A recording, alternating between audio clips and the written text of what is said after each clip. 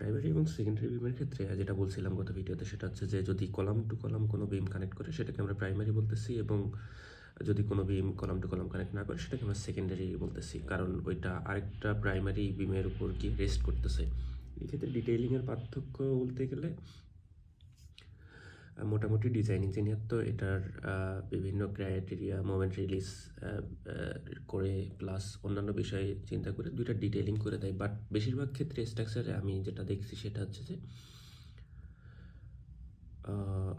এই যে হ্যাঙ্গার বারটা দেওয়া হয় না এখানে, কিন্তু যখন এটা যদি আমি প্রাইমারি বিম চিন্তা করি এটা, তো এখানে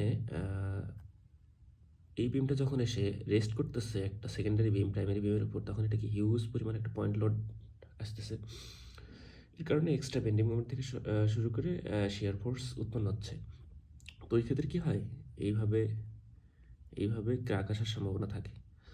তো আমি আরও 2টা বা 3টা ভিডিও আগে বলছিলাম, সেটা হচ্ছে যে কোনো ক্র্যাক যদি আসে সেটাকে রেজিস্ট করার জন্য আমরা তার পারপেন্ডিকুলার রিবার দিয়ে থাকি। তো এই ক্ষেত্রেও এই বারটা এইভাবে দিয়ে দেওয়া হয় যাতে করে এই ক্র্যাকটা রেজিস্ট হয়।